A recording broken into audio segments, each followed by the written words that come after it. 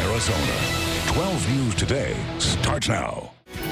Well, it's Friday, and that means we're talking real estate. Today's topic, buying and selling for the 55-plus crowd. Holly Henbest is our real estate expert, of course, and she's a Valley realtor who sees our housing market change by the week.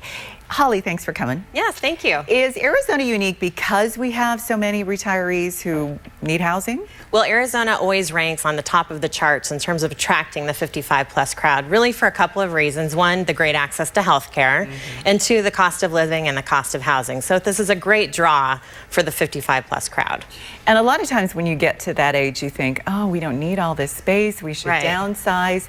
Is that always a good idea to do if you paid for your house? Yeah, well, I always say think before you make the move, because we've had so many clients over the last several years that think, my kids have gone to college, they're grown now, I don't need this big house, I'm going to downsize and I'll get something smaller. And a year later, they're calling us saying, we changed our mind. We do need the more space after all, because now we have grandchildren coming and, you know, they have extended family and we're not able to host the holiday functions here anymore, or the grandkids come and there's nowhere to run around. So I tell people, you know, make sure that you think about your decision before you move, because the other thing is, if you're going to move to somewhere smaller, maybe across town into a 55-plus community, and you have family in town, now you're going to be further away, make sure you're going to still have the ability to get together and see them, or go to your grandchildren's sporting events and not be driving 45 minutes across town to get there. Oh yeah, that's a good we see a lot of buyer's remorse in the 55-plus community if they haven't really given it a lot of thought. And if you are going into a 55-plus community, a lot of those will offer a try before you buy. Yeah, that's interesting. I've never heard. So what do you do? You live in it for how long? Yeah, some of the communities will let you come stay. I think one of them is offering a $3.99 special right now. For 4 nights, you can come stay in one of the homes, have full access to all of the amenities there, meet all your neighbors potentially, and see if you like it. That way you know if that's going to be a good fit for you. In some of the communities, if they don't have a stay, you can at least go and use all of their facilities for like a week-long pass. Sometimes it's even free. And then you can meet other residents there and make sure the lifestyle is what you like. I mean, and see for a lot of them, it's nice. You can drive your golf cart everywhere you go, and you know, and it's then a fun some are atmosphere. saying it's too social, I want a little more privacy, and it's not for me. Okay. Exactly. Really, it's a lifestyle choice when you're going to the 55-plus community, that you want to make sure that is the lifestyle you think it's going to be after all when you get there. Okay, so a lot of people maybe don't want to do the community.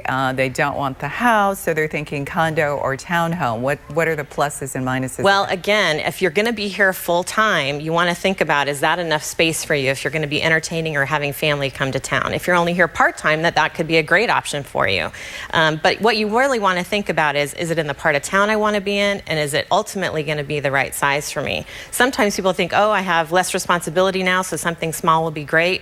But then again, when the grandchildren come and they're running upstairs in the condo, you're going to be nervous about your neighbors downstairs, or there's nowhere to go outside and enjoy time with them as well. So there's just a lot of factors to think about with extended family as well as with family in town when you're thinking about moving. Okay, so maybe not a house. What about renting? Is that a good option? Renting can be a great option if you want to try something out. Maybe you want to go do a 6-month furnished rental, put all of your items that are currently in your home into a storage pod, try something out and see if you enjoy the condo or townhouse environment. It could be perfect for you, offering you, a lot of friends and neighbors close by and the amenities you want in the community and less responsibility.